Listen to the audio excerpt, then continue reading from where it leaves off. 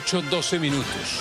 Cuando parecía que hablar de hambre o inseguridad alimentaria en Bogotá era un tema superado, Bogotá Cómo Vamos y un estudio universitario pusieron el dedo en la llaga de un problema que afecta a casi la mitad de los capitalinos que no logran tener las 3 comidas diarias. Además, la desnutrición de menores en 3 localidades ya es crítica. ¿Cuánto comen los bogotanos? Este es el especial que analiza el hambre que sufren miles y miles de ciudadanos y lo que significa para la educación, el trabajo y el desarrollo de los capitalinos el no poder comer adecuadamente. Comencemos con una cifra que es espantosa. 2 millones de personas en esta ciudad solo comen una vez al día. Paula, es terrible y lo pudimos vivir en carne propia. ¿Qué más datos conoció de ese análisis? Jonathan, buenas noches para usted, por supuesto para todos nuestros televidentes. Le cuento que son 5 las localidades en donde ha incrementado la desnutrición y por supuesto en donde no se han podido conseguir los alimentos adecuadamente para llevar a la mesa. El porcentaje más crítico se concentra en la localidad de Usme con al menos 20%.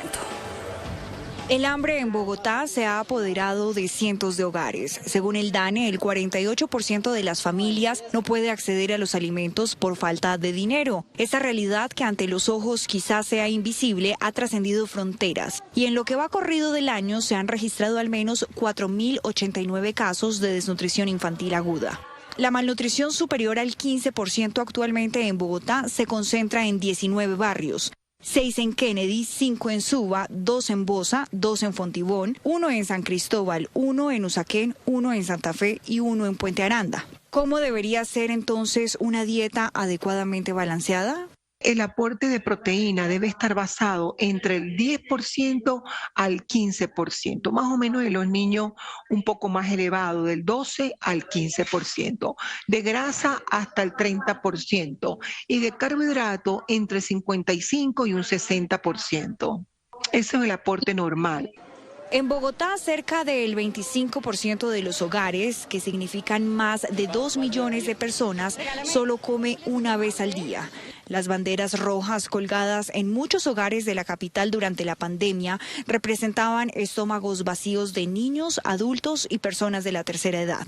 Visibilizaban el fantasma del hambre en los hogares bogotanos que sobrevivían a los estragos de un virus fulminante, el desempleo y la pobreza. Hasta la fecha, algunos hogares conservan esta misma tendencia. Ahora, sin banderas rojas, es aún más difícil la caracterización. Y aunque las cifras digan que el 49% de los hogares de Bogotá solo tengan un ingreso por casa, que suele ser el de una madre cabeza de hogar, el retrato de quien lo vive describe lo que es no comer.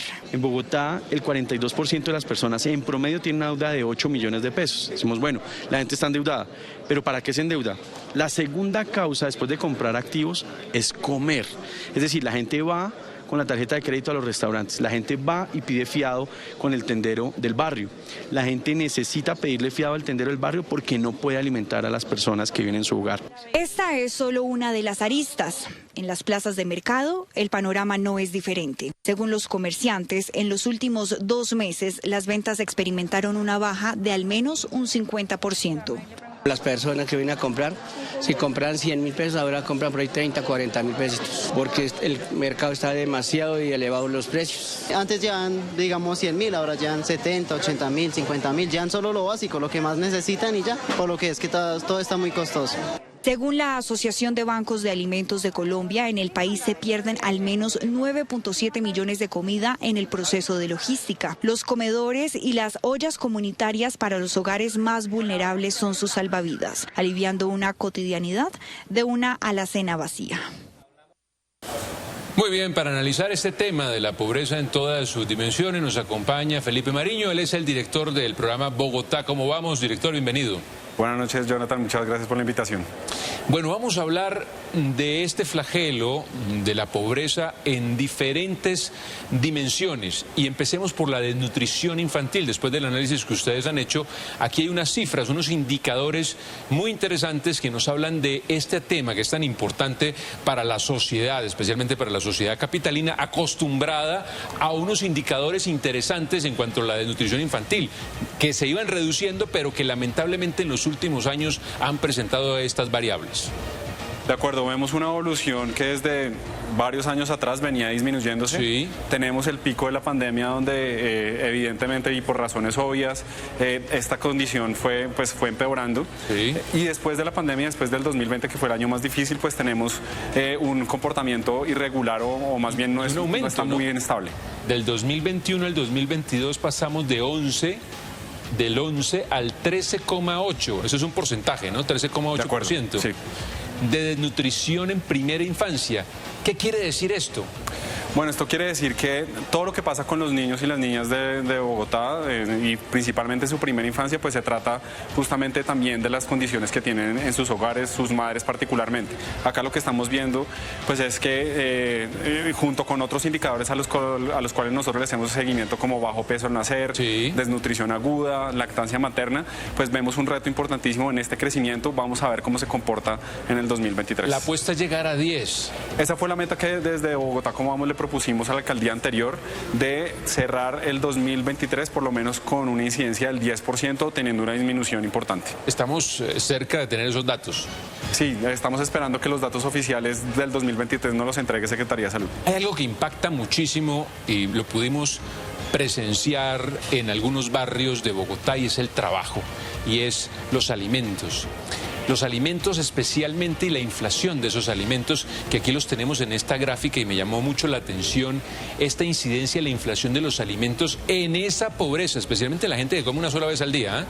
De acuerdo, este es el indicador que posiblemente puede explicar mejor el aumento que tenemos de las personas que no pueden comer 3 veces al día. Esto ha venido aumentando desde 2019 y es justamente el precio de los alimentos. ¿Por qué? Porque usted tiene el mismo ingreso y la comida le empieza a costar más, entonces usted tiene que tomar decisiones que muchas veces son difíciles. Decisiones que muchas veces cuestan o un desayuno o una cena y uno prefiere simplemente almorzar.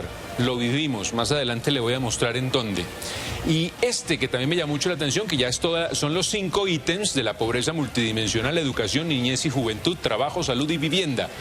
2 indicadores que me llamaron poderosamente la atención, el del trabajo y el de la educación. Estos 2 aumentaron en Bogotá. ¿Por qué razón? Sobre todo este del trabajo, y eso qué incidencia tiene en las familias bogotanas. Bueno, importante hacer el contexto que en pobreza multidimensional Bogotá ha tenido un mínimo histórico en 2023. Sin embargo, lo que vemos es un crecimiento de la proporción o del peso que tiene el trabajo, particularmente el desempleo de largo plazo y el trabajo informal en la construcción de ese indicador. Entonces, acá el reto es mejorar las condiciones de trabajo que se han venido mejorando en Bogotá, pero evidentemente hay un reto con respecto a esto y también reducir la informalidad y eso también va a contribuir a que esto cada vez se reduzca más. Y el tema de la educación, ¿no? Y cómo es concomitante con el trabajo, además. Por supuesto, y este indicador de pobreza multidimensional, digamos que nos da una visión un poco más compleja de la realidad de la pobreza. Al considerar otras dimensiones como la educación, como la vivienda, la salud, pues nosotros nos damos una idea mucho más clara de las condiciones de vida de las personas. Entonces, la educación evidentemente, y está muy conectado con lo que veníamos diciendo antes, si uno no está bien nutrido desde pequeño, pues sus trayectorias educativas pueden estar en riesgo, y una vez las trayectorias educativas están en riesgo, pues también están las trayectorias relacionadas con el empleo. Esto es una cadena que tenemos que atacar desde el principio, desde temprana edad, para tener mejores resultados. Quiero mostrarle a usted lo que pasa en la frontera entre Soacha y Bogotá. La batalla del día a día, que es contra el hambre. Las valientes mujeres, más que una limosna, quieren oportunidades para trabajar, a pesar que parecen estar condenadas al olvido. Les sobra amor, mucho amor, para alimentar a sus familias. Para 2 millones de ciudadanos, según el DANE, los caminos de la vida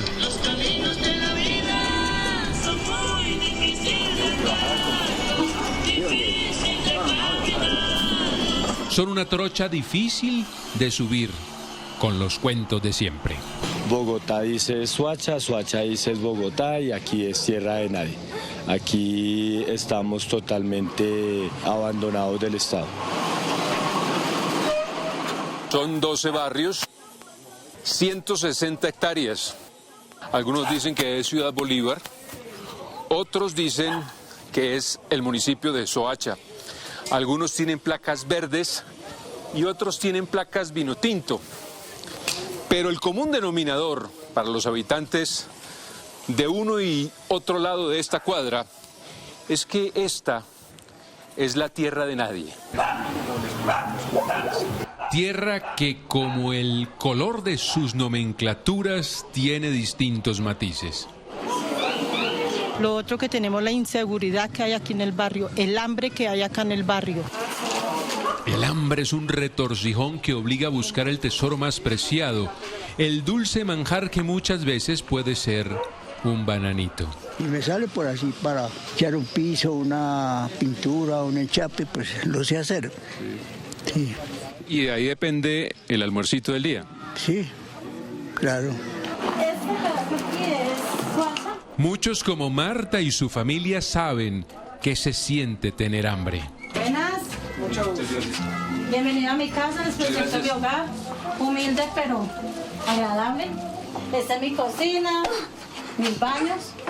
¿Qué siente uno más que todo? De pronto fatiga, a veces nos da como mal genio, dolor de cabeza, el estrés también. En ocasiones uno a veces más bien prefiere como tomar agua y acostarse a dormir. Pero al otro día hay que seguir luchando. Hay momentos que cuando nos hemos sentido mal, también me ha tocado que ir hasta Corabastos y recoger de lo que botan ella para poder tener comida. Hay varios. Pero no me... Una auténtica heroína que dará absolutamente todo por no dejar morir de hambre a su familia. Vender mi cuerpo, sí. ¿Lo ha tenido que hacer? Sí, me ha tocado. Para poder traer comida. Para poder traer.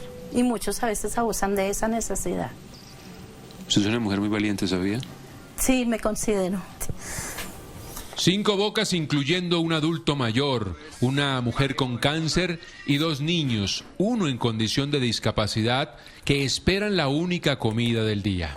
Una sola comida más que todo.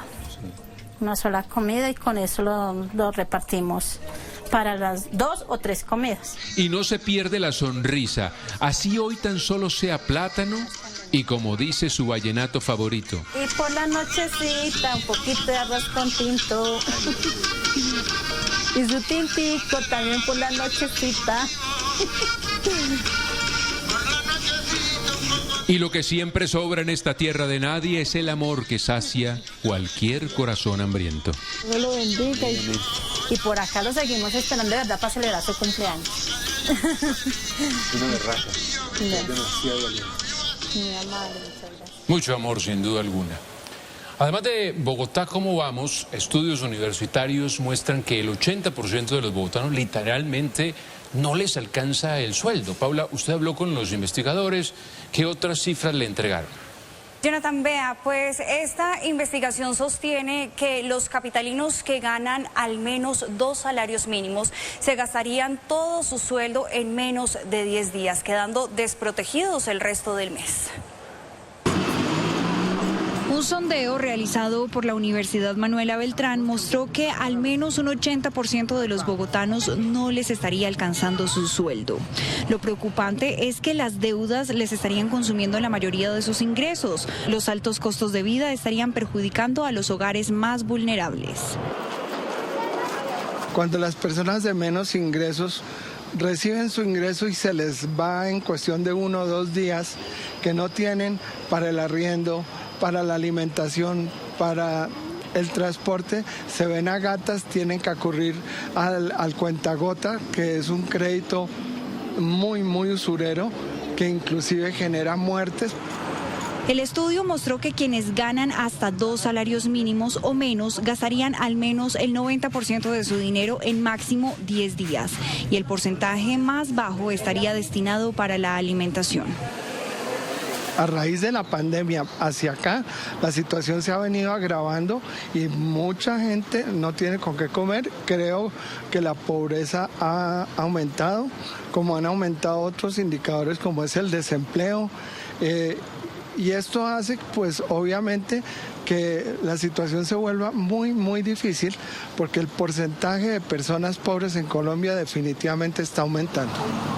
En Bogotá se registran más de 4.000 casos de desnutrición infantil en lo que va corrido del año entre los 0 y los 8 años de edad, que en la mayoría de los casos se remonta a la desnutrición prenatal.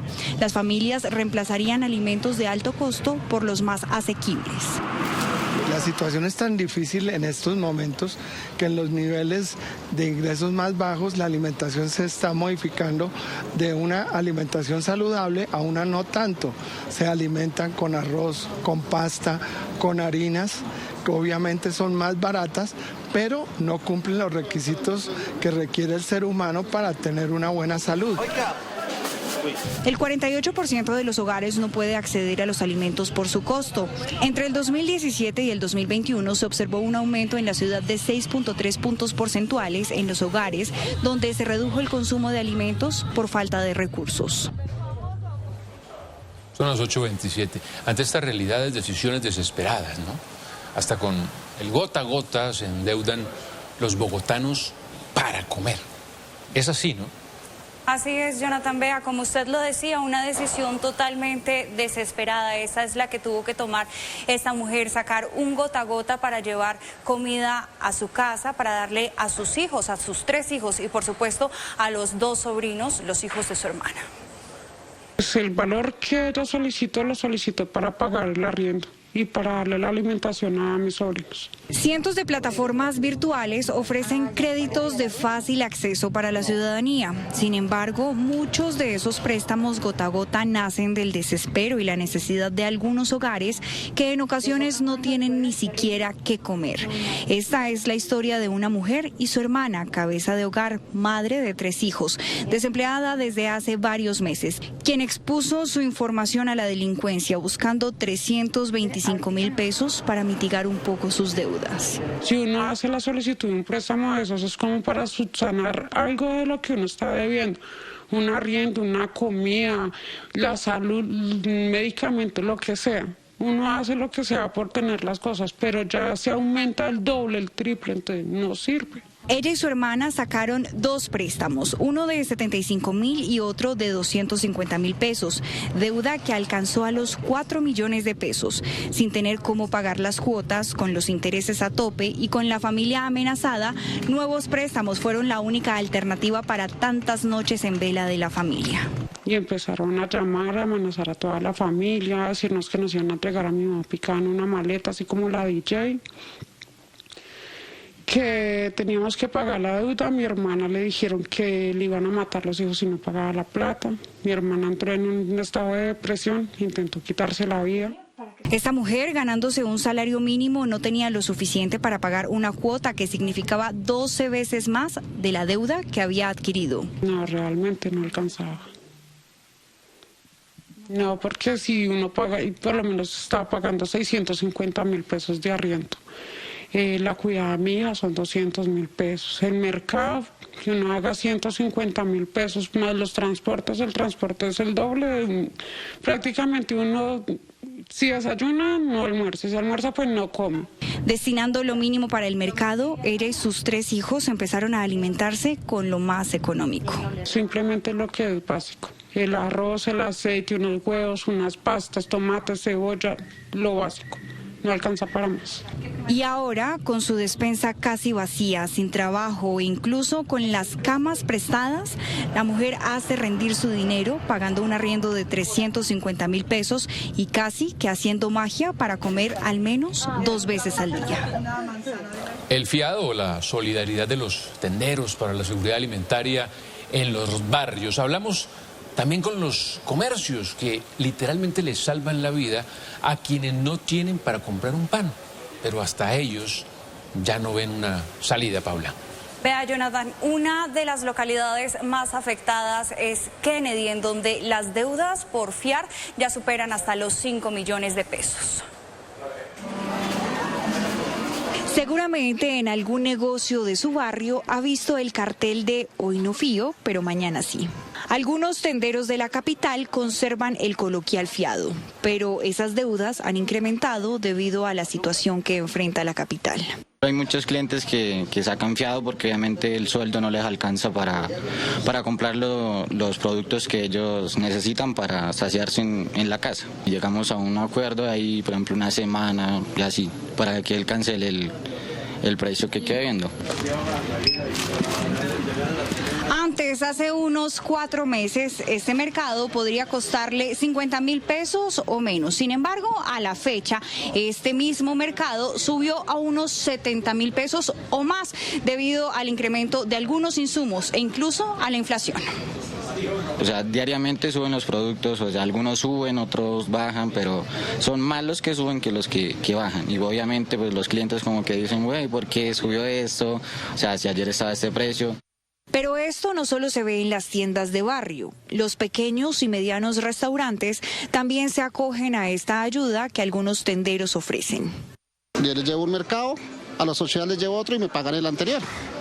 Y son clientes de pronto conocidos, ya gente que lleva tiempo con nosotros. Más o menos, ¿cuántos clientes a usted les fía en este momento? En este momento, digamos, por ahí unos 15, 20 clientes. Alrededor de 15, 20 clientes tenemos ese crédito con ellos. En la localidad de Kennedy, algunos comercios registran créditos que superan los 5 millones de pesos en comida fiada, deudas que muchas familias no pueden pagar. Termina uno sin duda con un nudo en la garganta, Paula. Frente a toda esa realidad, ¿qué dice el distrito? Vea, Jonathan, en el plan de desarrollo que se está debatiendo en este momento en el Consejo de Bogotá hay un objetivo específicamente a combatir el hambre de toda Bogotá con 9 programas para erradicar este flagelo. ¿Cómo combatir el hambre? Esta es la pregunta que la mayoría de las administraciones ha intentado mitigar en diferentes planes de desarrollo.